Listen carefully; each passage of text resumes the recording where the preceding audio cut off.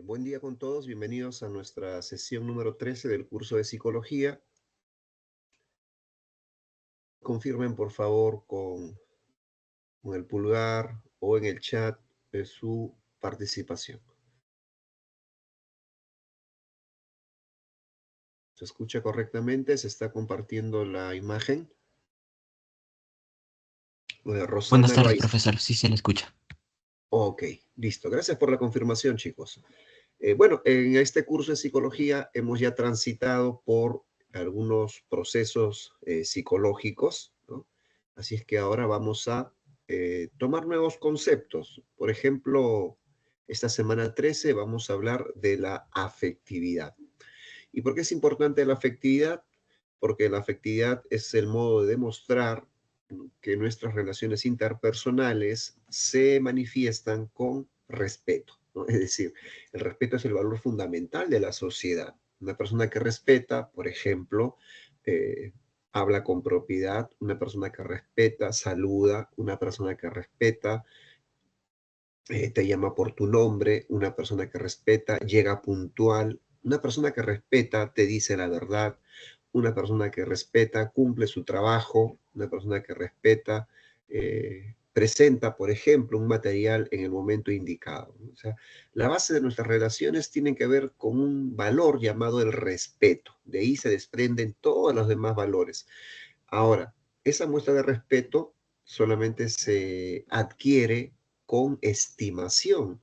Uno respeta lo que estima, pero también respeta lo que considera moralmente y éticamente correcto. Es decir, el respeto tiene que ver con nuestra moral, con nuestros valores, ¿no? Porque la moral es la costumbre personal y el sentido ético es lo que la sociedad exige, es un valor universal, ¿no? Lo bueno que queremos para todo, ese es el sentido ético. Entonces, este capítulo de psicología nos dice que cualquier cosa que nosotros podamos hacer, pensar, decir, nos afecta a nosotros, desde que nos sentimos bien, por ejemplo, diciendo la verdad, hasta llega a afectar a otra persona en la medida como esa persona recibe nuestro mensaje, ¿no? Ejemplo, ¿no? Si alguien me saluda y yo ignoro el saludo, lo estoy afectando a esa persona, la afecto definitivamente, ¿no? Tal vez se sienta mal, tal vez se ponga a pensar la razón por la cual he ignorado su saludo. Entonces, la afectividad está presente en muchas circunstancias. Bien, acá tenemos un dato curioso e interesante. Dice, ¿sabías qué? ¿No? El cuerpo amigdaliano o amigdalino, se refiere a la amígdala cerebral, complejo amigdalino o amígdala cerebral, es un conjunto de núcleos de neuronas localizadas en la profundidad de los lóbulos temporales de los vertebrados complejos, incluidos los seres humanos. La amígdala forma parte del sistema límbico y su papel principal es el procesamiento y almacenamiento de reacciones emocionales. Todos contamos con dos amígdalas, una por cada hemisferio.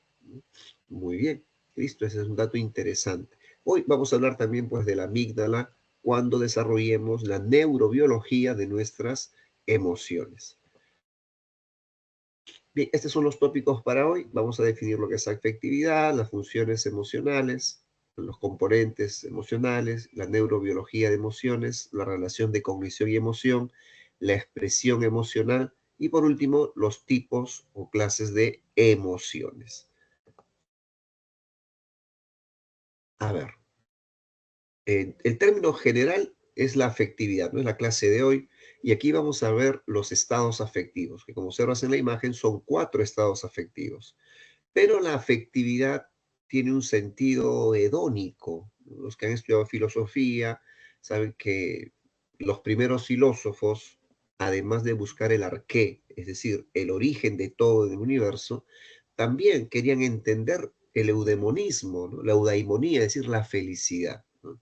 ¿Qué era la felicidad? Entonces, en ese grupo de pensadores de la antigua Grecia, sobre todo en Atenas, surgieron, ¿no?, aquellos que entendían que la felicidad está en aquello que nos apasiona, ¿no?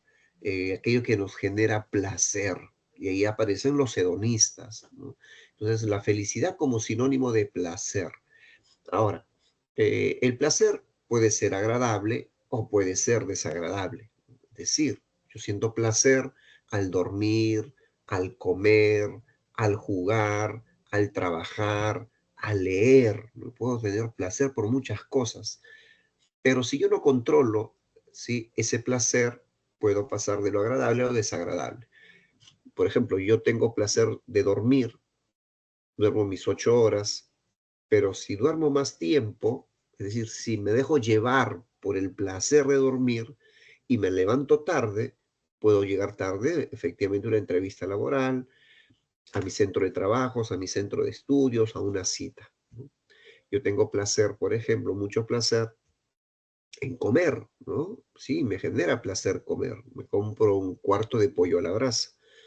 Pero si por ahí exagero y termino comiendo medio pollo a la brasa yo solo, con sus papas, ensalada y su gaseosa, tal vez más tarde sufra de cólicos, indigestión, pesadez estomacal. Entonces pasé de lo agradable, del disfrute, a lo desagradable. ¿Ya? Bueno, entonces en el tema del placer vamos a medir la intensidad, o sea, cuánto nos va a afectar. Y eso lo vamos a reconocer en los 4 estados afectivos. ¿Ya? Los estados afectivos son hedónicos, es decir, están orientados a la búsqueda del placer. No está en orden acá lo que estoy observando, así es que vamos a partir del estado de ánimo. ¿Ya? Aquí tenemos el estado de ánimo. Entonces voy a colocar en principio en su chat la etimología, ¿no? Entonces, ánimo equivale a decir humor, ¿no? El humor, ¿no? O el ánima, ¿no? Que se entendía antes el alma, ¿no? Ese es el ánimo. Lo voy a dejar de una vez acá. ¿Listo? Bien. Entonces, ¿qué dice acerca del estado de ánimo? Dice origen en la percepción interna, poco intenso y duradero. Sí, bueno, efectivamente el estado de ánimo es un estado interior. Si yo entro a un salón de clase y veo a un alumno, lo veo triste, yo le pregunto, ¿no? ¿Por qué estás triste? Y me responde, no estoy triste, profesor. ¿Mm? Porque su estado de ánimo no va a corresponder con lo que yo externamente pueda ver en él. Para mí tiene una apariencia de un chico triste, pero al preguntarle la respuesta es, profesor, no estoy triste. Entonces yo hago la repregunta. Ah, pensé que estabas triste. ¿Cómo te sientes? Y me responde el estudiante, no sé, profesor. La verdad no sé si estoy preocupado o estoy molesto. Entonces me equivoqué. Yo pensé que estaba triste, pero ni siquiera él sabe si está preocupado o molesto. Porque una de las características del estado de ánimo es que, además de ser interior, el estado de ánimo es difuso, o sea, es poco claro. ¿Ya? Por lo tanto, el estado de ánimo, ¿ya? Puede ser eh, duradero, horas, días o hasta semanas, ¿no? Tú mantienes un estado de ánimo pero tiene poca intensidad. Es decir, que en un momento puede cambiar o es tan baja la intensidad que no logras identificar el estado de ánimo. Se ha visto a niños, por ejemplo, que asisten a reuniones como una fiesta infantil y mientras el payaso hace su show y todos ríen a carcajadas, niños y adultos ríen, hay algún niño por ahí que no lo hace, ¿no? Es decir, ni el mejor artista va a cambiar su estado de ánimo, porque su estado de ánimo no depende de factores externos. Es tan interior que en cualquier momento, sin anuncio, nuestro estado de ánimo podría cambiar. ¿Ya? Y a veces nosotros decidimos sostener un estado de ánimo también. ¿No? Por ejemplo, ¿cómo es el estado de ánimo de aquellas personas que han perdido su empleo, que han perdido a la pareja, el amor de su vida, que han perdido algo importante, ¿no? Entonces, es posible, o un ser querido, es posible que esto les dure, ¿no? Días, semanas, ¿no? Gente que deja de comer, hay gente que deja de ir al trabajo, ¿no? Los que están experimentando el luto, esa sensación de dolor, el luto, suelen, ¿no? Derrumbarse en su estado de ánimo y no levantarse de ahí. El segundo estado afectivo es la emoción, ¿ya? Emoción. A ver, emoción se origina en dos vocablos, ¿no? Vamos a comenzar con el prefijo e, que equivale a decir hacia afuera, ¿correcto? Y movere, que equivale a decir movimiento, ¿ya? Bien, eso es con respecto a la emoción. A ver, ¿qué nos dice su diapositiva de la emoción? Dice repentino, intenso, de corta duración, pues reacciones fisiológicas. Correcto, ¿no? Sí, el estado emocional aparece de forma intempestiva, ¿no? De forma abrupta, de forma repentina. De un momento a otro nos asalta una emoción. Una chica está caminando por el Jirón de la Unión, hay varias tiendas y ve a través de la ventana, ¿no?, carteras y se emociona. Qué linda cartera, qué lindo el color, el material se ve bueno, la marca es reconocida. Y cuando ingresa a la tienda, ¿ah?, lo primero que busca en la cartera es la etiqueta para ver el precio, 400 soles. Y ella tenía presupuestado gastar no más de 100 soles en su cartera. Entonces, en ese momento, viendo el precio tan elevado, se le va la emoción, desaparece la emoción, ¿sí? Entonces, la emoción nos puede asaltar de un momento a otro, pero, ¿ya? ¿Por qué? Porque es muy intensa la emoción, no nos da tiempo a pensar, ¿ya? Y luego, cuando ya nos detenemos a pensar, la emoción se puede disipar. Entonces, cuando decimos que la emoción va hacia afuera y que acompaña el movimiento, es porque la emoción sí se exterioriza, a diferencia del estado de ánimo. Entonces, yo puedo saber cuando alguien está emocionado. Por ejemplo, las lágrimas. Las lágrimas son una respuesta fisiológica de la emoción, ¿sí? Porque trabaja respuestas fisiológicas o reacciones fisiológicas. Pero la persona emocionada llora por muchas cosas. Puede llorar, por ejemplo, ¿no? Los que ingresan a la universidad lloran de alegría, los que no ingresan lloran de tristeza. El que se martilla un dedo llora de dolor. ¿M? Entonces, y hay gente que llora porque se siente sola. Hay muchas razones por las que una persona podría llorar, ¿ya? Bien, a eso se refieren reacciones fisiológicas. Ahora, es tan intensa la emoción, pero así como es intensa al momento de aparecer, se va fugazmente. Por ejemplo, el amor, ¿no? La idea de amor nos emociona. Ves a alguien, ¿no?, atractivo o atractiva, pero luego ves que tiene un anillo de compromiso o un aro de matrimonio y se va la emoción, ¿no? Desaparece. Entonces tiene corta duración la emoción. Ahora, hay emociones que no son tan útiles para nosotros que terminan convirtiéndose en un sentimiento, que pasamos al tercer estado afectivo, que es el sentimiento. Vamos a poner en el chat la etimología. Sentimiento viene de sentire, que equivale a decir pensar. Bien, y tenemos sentimientos por personas, por mascotas, por libros, por autos antiguos, por X cosas, ¿no? Podemos desarrollar un sentimiento. O sea, no es solamente un estado afectivo hacia personas. ¿Y por qué razón? Porque el sentimiento tiene valoración cognitiva, lo que no pasa mucho en la emoción.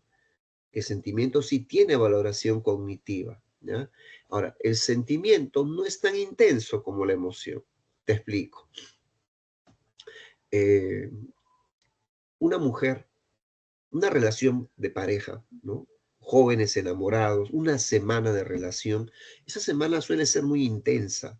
Es una semana donde emociona estar con una persona que te atrae por muchas razones, ¿no? Entonces están pendientes el uno del otro, totalmente emocionados, ¿no? Ahora, si ellos maduran su relación y no sé, tal vez van a celebrar dentro de muy poco sus bodas de perla, es decir, 30 años de relación, y les preguntamos a esa pareja que duró 30 años cómo es su día a día, tal vez no se parezca mucho a su primera semana de enamorados. ¿M? ¿Por qué? Porque en la evaluación cognitiva tú ya tienes un afecto hacia esa persona ganado, ¿sí? Ya sabes que así no le calientes la cena, no, eso no hará que la persona se aleje. Así le contestes mal o hasta le ignores, eso no hará que la persona se aleje. Es como creer que una madre, ¿ya?, Una madre que regaña a su hijo piensa que perdió al hijo. No es así. El sentimiento, sentir, pensar, es una evaluación cognitiva. Por eso dice que es duradero, ¿ah? Porque no se disipa el sentimiento. Dice que es poco intenso. ¿Por qué? Porque el sentimiento ya está ganado hacia alguien o hacia algo, ¿ya? Y por lo tanto lo hace estable. Ya no tengo por qué dudar. ¿M? Ahora, una madre, para encontrar la relación entre emoción y sentimiento, ¿ya? Una madre, por ejemplo, antes, ¿no?, de su maternidad, cuando es solo una mujer y se hace una prueba de embarazo, un test de embarazo, y la prueba sale el resultado positivo, puede tener dos tipos de emoción. Si practicó mucho con su pareja para ser mamá, la emoción es agradable, ¿no? Pero si es una mujer adolescente, 16, 17 años, y queda embarazada, entonces su emoción no es tan agradable.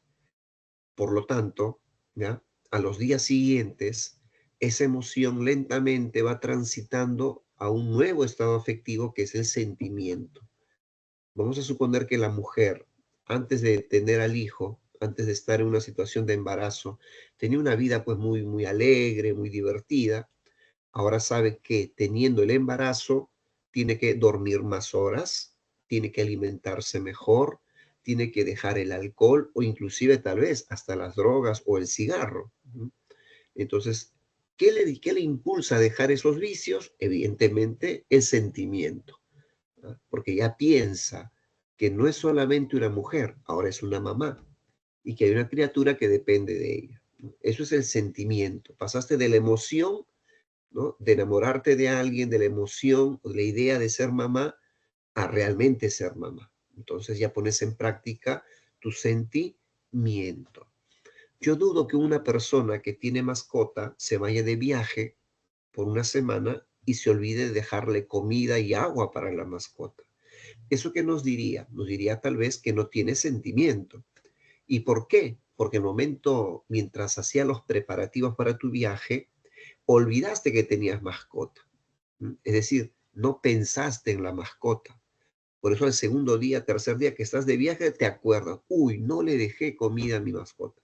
Entonces, el sentimiento no nos abandona. Otro ejemplo importante de sentimiento son las madres de los delincuentes. Sí, esos delincuentes que están purgando condena en una cárcel. ¿Qué hace la mamá? Los fines de semana les lleva fruta. El día de su cumpleaños les lleva una torta. Mamá sabe que tú eres culpable, has sido sentenciado, pero su sentimiento de madre no le permite a ella abandonarte, ¿no? Es el más claro ejemplo de sentimiento que hay entre las personas. Ella puede tener una idea muy negativa de su hijo, pero eso no hace que ella pierda sentimiento. Y el último estado afectivo es la pasión, ¿ya? Vamos a poner en el chat la etimología de pasión. Pasión viene de patior, ¿ya? Y patior equivale a decir sufrir.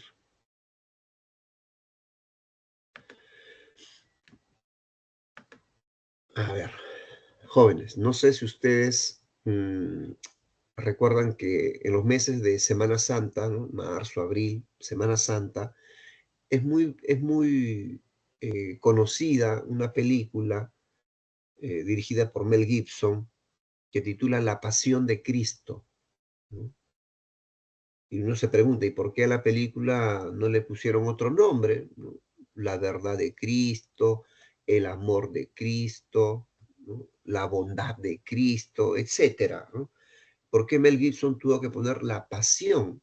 Pues tal vez Mel Gibson entiende lo que es la pasión. Pasión es sufrir, ¿no? De ahí viene la pasión. Hay gente que se apasiona demasiado.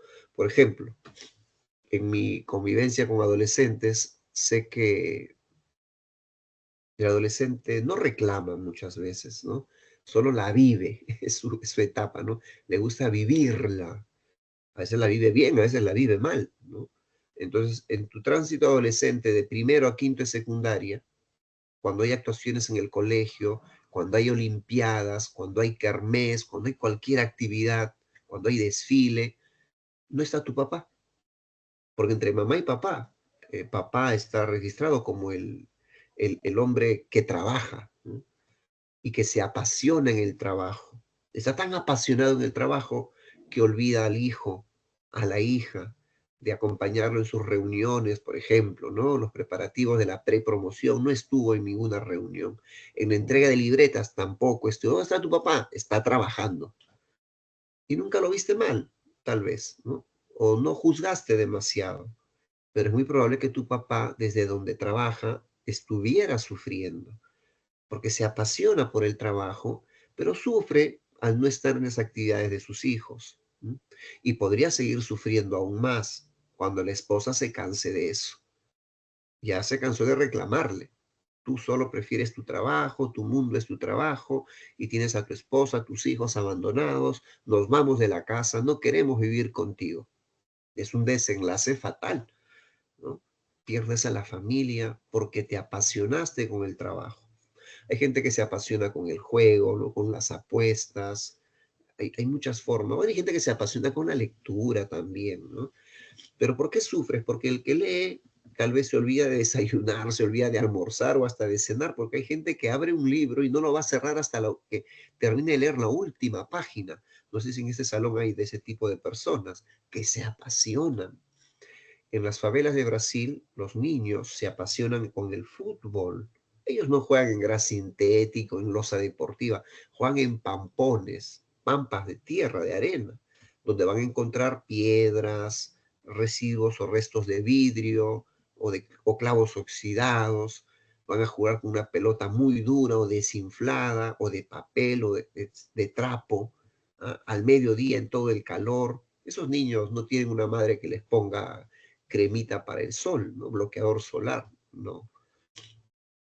Pueden sufrir de insolación también, pero no hay problema porque están disfrutando, no están apasionados, ¿no? No miden, ¿no? Las consecuencias. Entonces sí, el ser humano tiene este componente pasional, donde la pasión supera a la emoción y al sentimiento, pero en cosas muy puntuales. Si hemos dicho que la emoción es intensa, la pasión tiene mayor intensidad. Si hemos dicho que el sentimiento, ¿ya? Es duradero, la pasión suele durar más que el sentimiento. Entonces sobrepasa todo la pasión, ¿ya? Por eso hay que saber controlar nuestros estados afectivos. Entonces, para no apasionarnos en exceso, ¿cuál de los cuatro estados afectivos tenemos que regular, tenemos que mejorar? Bueno, la respuesta está en la emoción. Así es que de aquí en adelante, nuestras siguientes diapositivas, chicos, van a tratar acerca de la emoción. Primero hay que reconocer cuáles son las funciones que cumple la emoción como parte del estado afectivo, ¿no? Primero cumple función adaptativa, ¿sí? Uno emocionalmente tiene que adaptarse. Cuando estás en casa es una cosa y cuando asistes a una reunión es otra. Tienes que adaptar. En casa puedes estar acostumbrado, como mi persona, a vivir solo. Pero si voy a una reunión, sé que voy a estar rodeado de personas, con las que no vivo, evidentemente, pero voy a compartir con ellos unas horas de plática, de relajo, de bromas, ¿no? O hablar de proyectos, qué sé yo. ¿Listo? Entonces, la función adaptativa de la emoción facilita la conducta automática apropiada, ¿no? Segundo, función motivacional. Energiza y orienta la conducta hacia una meta. Recuerda que la emoción es intensa, ¿no? Entonces, yo me emociono, ¿por qué? Porque mi amigo me ha dicho, ¿ya? Que quiere salir a correr. Entonces, voy a aprovechar para bajar unos gramitos de peso. Entonces ya tengo una motivación extrínseca, pero yo también pongo de mi parte, ¿no? Salgo a correr con esta persona porque me emociona la idea de bajar de peso. Entonces me motivo a una nueva conducta, ¿no? Y la tercera función es social, ¿no? Esto porque el ser humano número uno es gregario, es decir, se desarrolla y se desenvuelve mejor en grupo, es gregario, pero también es social, es decir, interactúa, ¿no? Se necesitan. No sé si alguna vez les he dicho, ¿no? Al peruano le encanta comer pan en el desayuno, en el lonche, el pan está presente ahí. Pero eso no somos conscientes que para comprar pan alguien tiene que elaborarlo, que prepararlo, amasar la harina, hornear el producto, ¿no? Entonces sí, necesitamos de las personas para satisfacer nuestras necesidades, ¿no? Entonces hay gente que se emociona, por ejemplo, acá por donde yo vivo, hay una panadería, esa panadería sí religiosamente, 6:30 p.m. o 18:30, hornea el pan. Claro, ahí puedes encontrar desde las 15 horas, desde las 16 horas pan, pero 16:30, 6:30 p.m., sale el pan caliente. Y viera las colas de personas, ¿no? La fila de personas para conseguir el pan, ¿no? Sí, porque el aspecto social es importante, nos emociona lo social. Y en la cola la gente se saluda, conversan, puede generar una nueva amistad, ¿no? Listo. Ahora vamos con los componentes de la emoción. Tenemos tres componentes. El primer componente es subjetivo. Recuerda que la valoración cognitiva está más en el sentimiento. En la emoción es bastante subjetivo, ¿ya? Por eso no nos va tan bien, ¿no? Te puse el ejemplo, te emociona una persona como huele, su estatura, sus rasgos físicos, su timbre de voz, te puede emocionar una persona, ¿ya? Te sientes atraído por una persona. Pero luego, unos metros más adelante, viene otra persona y lo toma de la mano y le da un beso en la boca. Entonces dices, no, aquí no es. ¿Mm? Pero antes de que eso suceda, tú ya te estabas emocionando, ¿no? ¿Sí? Con la persona porque te atrae, evidentemente. Entonces, aquí hay una valoración subjetiva, ¿ya? El segundo componente es el conductual, ¿no? Cuando hay una emoción, siempre hay una respuesta motora producto de esa emoción, ¿no? Me emociona la idea de ser un sanmarquino. Entonces, ¿cuál es mi conducta? Voy a buscar información, voy a ingresar a las redes sociales o a la página web, o no sé, me alisto y me voy directo al campus universitario, etcétera, ¿no? Siempre hay una conducta que nos emociona. Y por último, las respuestas fisiológicas. Esto es clave en la emoción, ¿no? Por ejemplo, la emoción del miedo, ¿sí? Normalmente asociamos el miedo a un rostro pálido.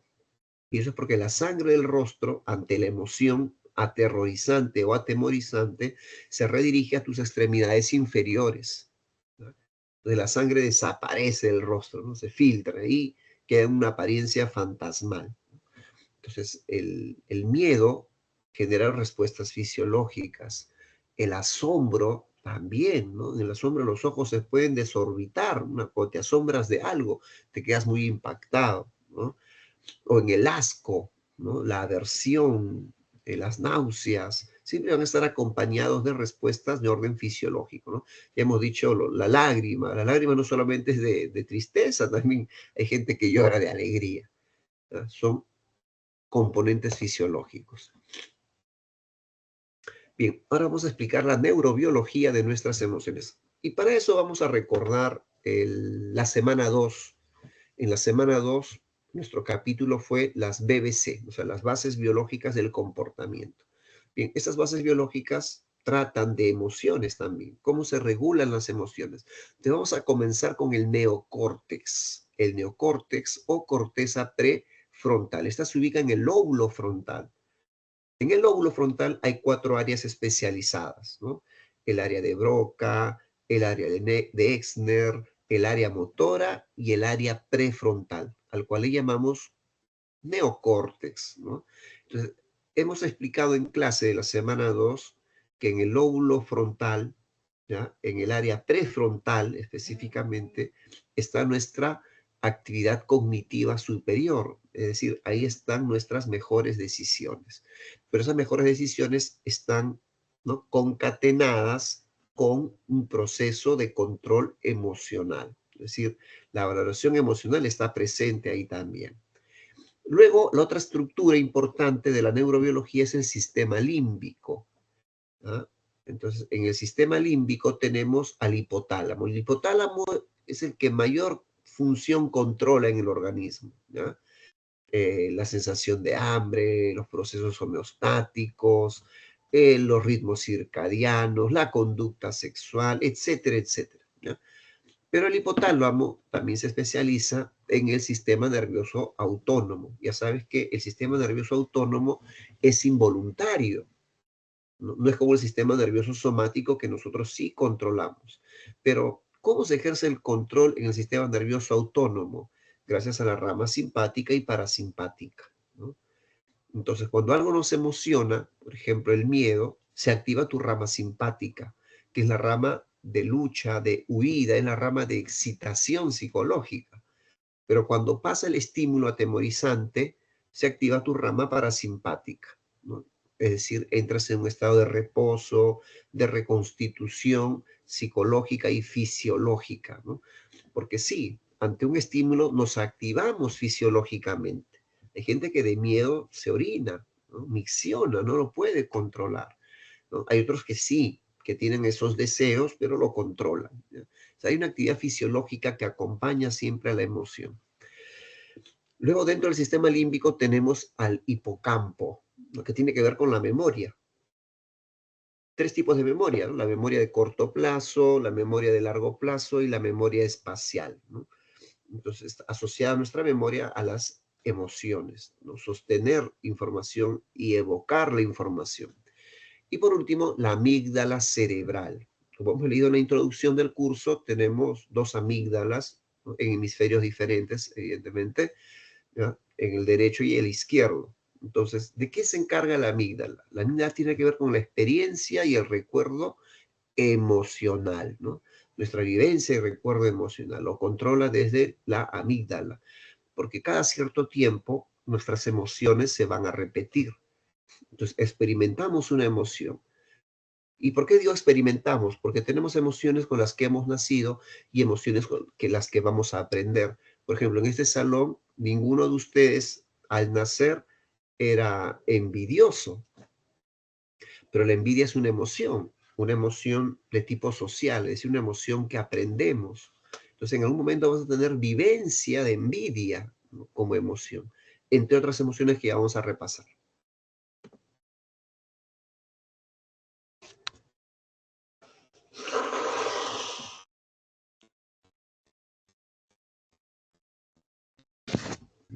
Disculpen, chicos.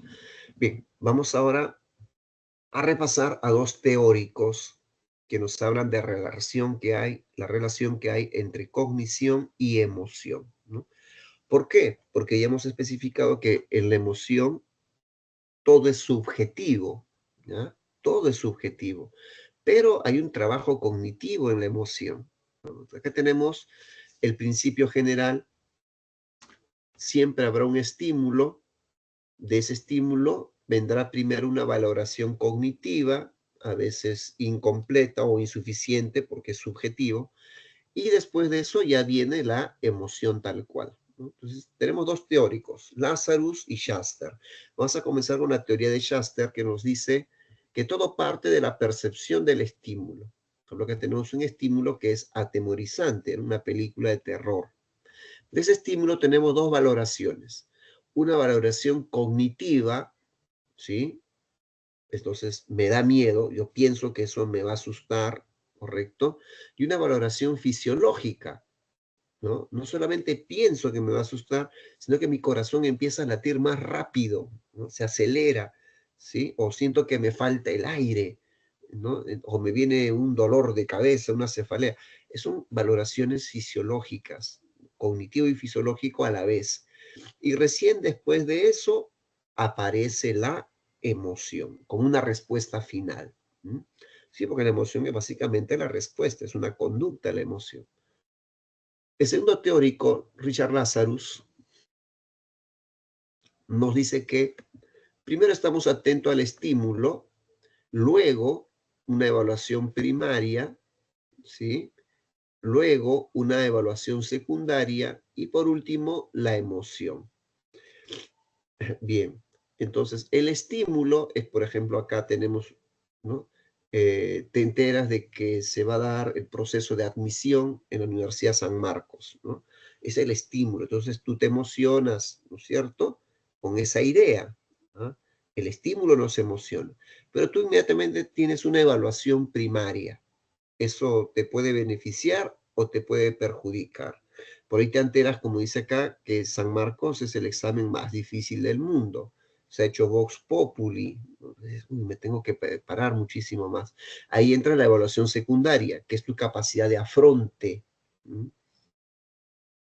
No todos tienen la misma capacidad de afronte, evidentemente, ¿ya? Entonces, bueno, en el caso de este ejemplo, dicen, no me acuerdo de varios temas. Es decir, hay demasiada información y su capacidad de afronte, por lo que leemos, no es el correcto.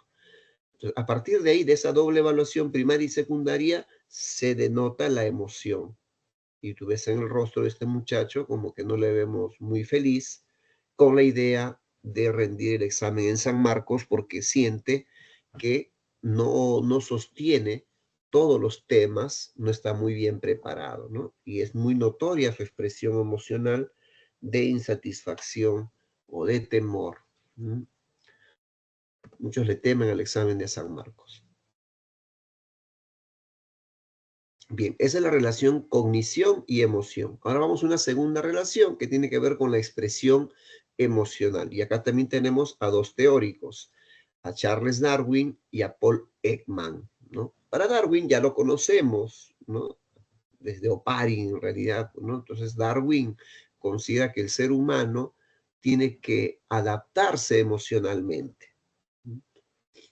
Si tenemos un chico problema en el salón, lo cambiamos de aula, lo cambiamos de colegio, pero donde vaya este muchacho va a tener que adaptarse, ¿no?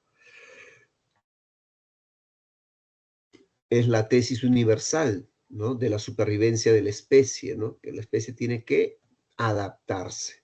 Nos adaptamos, por ejemplo, el hombre de Paracas se ha adaptado al desierto, ¿no?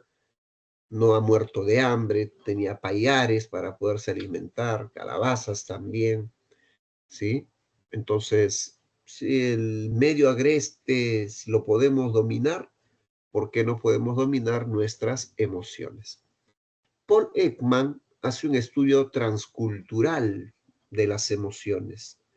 Para él, no es suficiente saber que una persona vive en tal o cual continente, ¿no?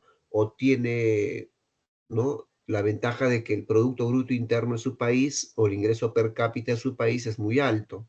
No hay ningún problema, dice Ekman, porque sea que tú vivas en Tuvalu, en Madagascar, en Surinam, donde estés viviendo, en el continente que estés viviendo, sin importar tu religión, tu estatus social, la cantidad de dinero, siempre vas a tener respuestas emocionales idénticas a las de otras culturas. Por ejemplo, el rostro de alegría que nos muestra la imagen, las 6 imágenes de acá, ¿no? Miren, ¿no? Personas con la piel de distinta coloración, con distintos rasgos, con distinta vestimenta, distinto maquillaje, ¿no? Hay mucha diferencia entre ellos, pero una gran similitud, la sonrisa, la comisura de los labios hacia arriba denota felicidad. Y si la comisura de los labios está hacia abajo, denota tristeza. Entonces, si tú vas a observar a las personas, vas a encontrar similitud emocional. Es por eso que en las redes sociales usted usa emojis, ¿verdad? Entonces, hay un emoji para la carita feliz, ¿no? Hay un emoji para la carita triste, pues, ¿no? Por ejemplo, aquí en esta imagen que te comparto, ¿no? Fuera de las lágrimas, hay una comisura de labios que está caído, ¿no? Eso nos habla que la persona está triste, ¿no? La comisura de los labios hacia abajo. Ese emoji de tristeza lo puede utilizar, no sé, cualquier persona, en cualquier lugar del mundo. Acá tenemos otro emoji, mira, pero la comisura del labio está hacia arriba y denota felicidad, ¿no? Fuera de los lentes, denota felicidad, ¿ya? Es el estudio transcultural. Entonces, la conclusión de Ekman es que en el mundo, entre las personas, existe un único lenguaje facial. Hay culturas no tan desarrolladas, no tan civilizadas, que tienen las mismas emociones. El problema es que no tienen un nombre para esa emoción. Solo la viven, ¿no? Pero no tienen un nombre para todas las emociones. Esa limitación cultural no implica que ellos no puedan expresar emociones. O tal vez conocen la misma emoción que ustedes y que mi persona, pero con un nombre diferente, ¿no? Un nombre de acuerdo a su cultura.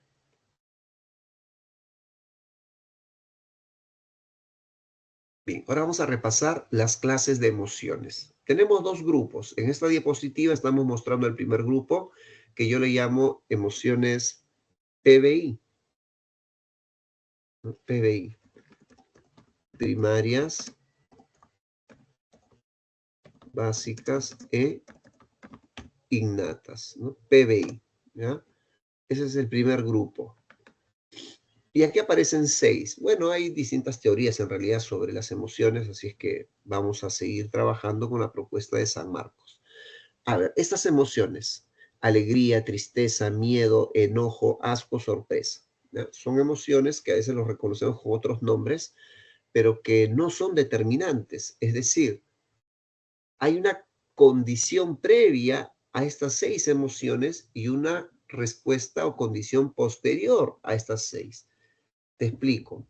La alegría no es alegría porque sí. Para que tú puedas denotar la emoción de alegría, previamente hay otra emoción que nos lleva a la alegría, ¿no? Tal vez un estado de satisfacción.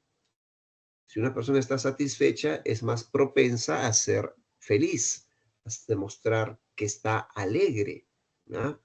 Y esa alegría puede ir en aumento. Imagínate que tú te enteras que tu artista coreano favorito va a llegar al Perú, a Lima.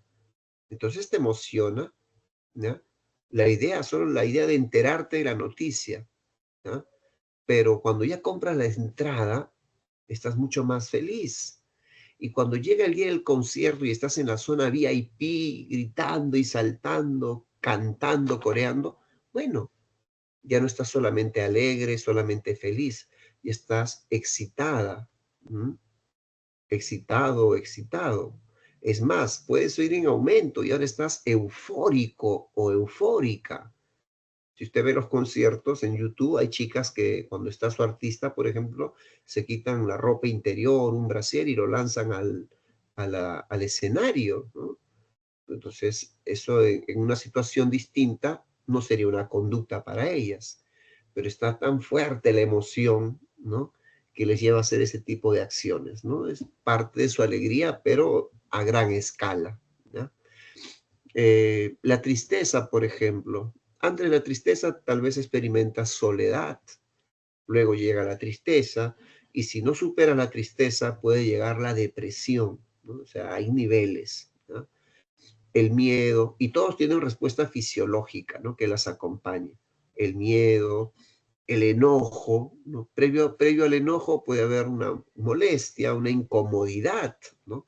Luego te enojas, luego tienes cólera, luego estás, ¿no? Como dice eh, Shakira, rabioso, ¿no? O rabiosa. Y ese es el último nivel, ¿no? Previo a la rabia está el iracundo, ¿no? Cuando te llenas de ira. O sea, la ira está un paso adelante del enojo. ¿Mm?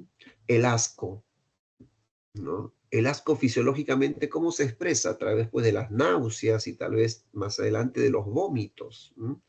El asco también le llaman aversión, ¿no? Porque nos disgusta muchas cosas. Porque no solo nos da asco lo que olemos, por si acaso, ¿ah? No solamente hay olores desagradables, sino también hay acciones desagradables.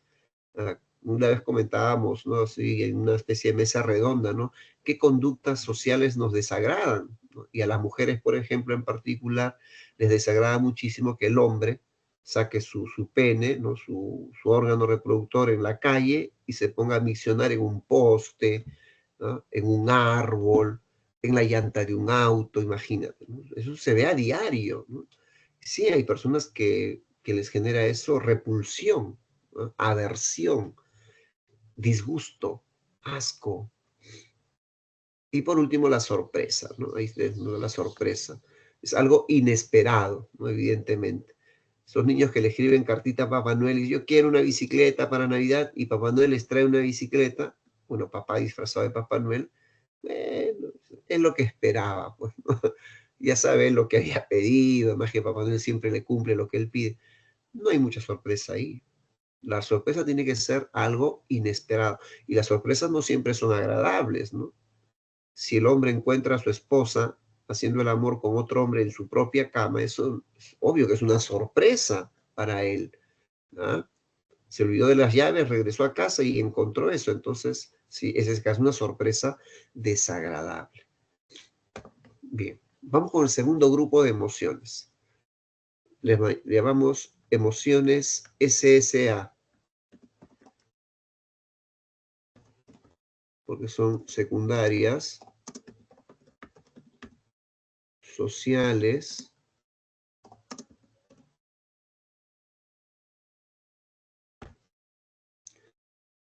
aprendidas, ¿no? SSA. Bien, acá tenemos emociones con las que no hemos nacido.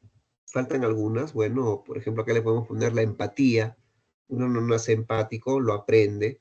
Está el orgullo, también se aprende. Ahora, hay dos maneras de aprender, el orgullo positivo y negativo, ¿no? Orgullo positivo, tengo el orgullo de ser peruano y soy feliz de haber nacido en esta hermosa tierra del sol. Orgullo negativo, como no me prestaste, yo no te presto. Mi papá me enseñaba así. Si alguien me niega, cuando me toque la oportunidad, yo también me voy a negar. Eso nos aleja, eso nos destruye, nos malogra las relaciones. Es un orgullo negativo. ¿Ah? La envidia. ¿Por qué envidiamos? ¿Mm? Uno envidia cuando hace una comparación negativa, ¿no? Como que dice, mira esa. A veces dos chicas se encuentran que tienen la misma blusa, ¿no? Y una dice, a esa le queda mejor que a mí. ¿Por qué dices eso? ¿No? ¿Por qué? Porque hiciste ya una comparación negativa. La enfermera envidia a la doctora, ¿no? Porque la doctora, ¿no? Es más que yo. Ya hice una comparación negativa. La profesora envidia a la directora, porque la directora es más que yo, su cargo es más que el que yo tengo, ¿no? Y hiciste una comparación negativa. Yo tengo un auto Volkswagen y mi vecino también tiene un auto Volkswagen. Solo que mi Volkswagen es del año 1987 y el del vecino es del 2024. Entonces puedo tener envidia también. ¿Mm? Entonces la envidia es producto de una comparación negativa y la comparación negativa tiene que ver con una baja autoestima, ¿no? La culpa. La culpa es una emoción producto de la transgresión moral. Yo paso del bueno al malo. Me siento culpable, ¿no? Por ejemplo, si atropello a un niño, fue un accidente, se soltó de la mano de mamá y se metió a la pista. Yo no quise atropellarlo, pero ahora todas me dicen asesino. Entonces tengo culpa, ¿no? Por lo que me dicen los demás. ¿Ah? He transgredido la moral del bueno. Yo siempre me he creído bueno, pero ahora soy un asesino. Como el chico que copia en el examen, ¿no? Se vio forzado a copiar, antes nunca copiaba. Ahora él se siente mal, a pesar de que no lo han pillado copiando, él, ¿no? En su conciencia se siente mal, tiene culpa. No debí copiar, dice. Eso es trampa. ¿Por qué lo hice? Y no la culpa no lo va a soltar.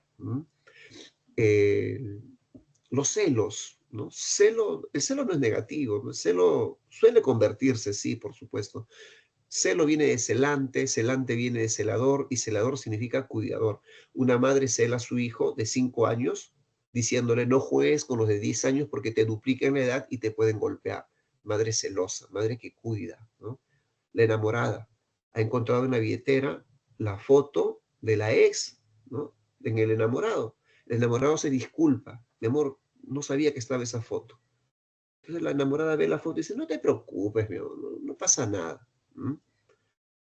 Porque tal vez ha visto que la foto de la chica no le parece una chica tan atractiva, o sea, no ve problema en la ex, pero si fuera más atractiva, dijera, rompe esa foto o quema esa foto, ¿no? Entonces, porque los celos, ¿ya? Celos entre hermanos, por ejemplo, hay celos del hermano mayor o del hermano menor, los celos, ¿sí? Son producto de la incompetencia. Yo no puedo competir con esa persona. Ella es más bonita que yo, o mi hermano es más grande que yo, o mi amigo es más inteligente que yo, o mi compañero gana más que yo. Entonces, como no puedo competir, vienen los celos, porque hay celos laborales también. La vergüenza es una emoción producto, ¿no? De, a ver, un ladrón tendrá vergüenza si lo hace repetidas ocasiones. Ahí le decimos sin vergüenza, ¿no? Al ladrón. Pero la vergüenza es producto de la incomodidad. ¿Por qué el ladrón se pone muchas veces, ¿no? Un antifaz, ¿no? Ahora usan mascarillas o gorra y capucha encima, ¿ah? Porque se incomoda de que los vean robando. Si estuviera feliz de robar, no tiene por qué cubrirse. Hay ladrones orgullosos de su trabajo y no se cubren, ¿verdad? Porque ya no tienen vergüenza. Yo no tendría vergüenza de ir a una playa nudista porque todos están en misma condición. Sí tendría vergüenza de ir a una reunión donde todos están vestidos, ¿no? Porque eso sí me incomodaría, ¿no? Bien. Y el amor es una emoción, ¿ya? Con la que nosotros vamos a aprender. No todos aprenden igual, ¿no? Por ejemplo, las relaciones de pareja que terminan es porque el hombre y la mujer aprendieron un amor diferente, ¿no? La familia del varón le enseñó, ¿no? Le enseñó a ser exigente y la familia de la mujer le enseñó a ser, no sé, tal vez muy sumisa y muchas veces chocan, ¿no? Los estilos de amor con los que tú has aprendido. Bien, vamos a pasar en los minutos que nos quedan a la práctica. Aquí dice, las expresiones afectivas como se caracterizan por alcanzar en determinados momentos un nivel de intensidad similar al de las emociones. Pueden resultar absorbentes e incluso en muchas ocasiones pueden perdurar más que... Bien, aquí nos referimos a las pasiones y los sentimientos, ¿no? Claro, las pasiones tienen mayor intensidad, ¿no? Pues estamos hablando de la B, y duran más que los sentimientos. Siguiente ejercicio. Debido a la lentitud con la que avanza el ómnibus en el que viaja y a la inminente tardanza que esto le generaría en el inicio de su jornada laboral, Alberto desea insultar e incluso golpear al chofer del vehículo. A pesar de su rabia y frustración, Alberto logra controlar sus emociones y continuar su viaje sin reaccionar agresivamente. La estructura nerviosa vinculada a la capacidad de manejar y controlar las emociones que experimentaba Alberto se denomina corteza prefrontal, ¿no? O neocortes también, que podemos llamarlo así. Ejercicio 3. Debido a la recesión económica, una empresa comunica que a varios trabajadores que no se les renovará el contrato y que en unos días se publicará esa lista. Momentos después de escuchar la noticia, Mónica se desmaya en el pasillo de la empresa, luego de evidenciar signos de preocupación. Al volver en sí, ella le cuenta a su amiga que estaba segura de que ella estaba en la lista y acto seguido pensó en cómo iba a seguir pagando la hipoteca que recientemente obtuvo. O sea, habrá comprado un departamento. Respecto a la teoría de Lazarus, indica el valor de verdad o falsedad de las siguientes proposiciones. Uno, la excesiva preocupación de Mónica es producto de de su valoración cognitiva, verdadero. Dos, considerar el despido como una amenaza ilustra la evaluación secundaria, falso. Tres, pensar en que no tendría más ingresos para pagar su hipoteca debido al despido ejemplifica la evaluación primaria, falso. Es una evaluación secundaria porque es capacidad de afronte. Muy bien, respuesta. Bien, chicos, tomen la captura de pantalla del solucionario de esta semana o tomen nota.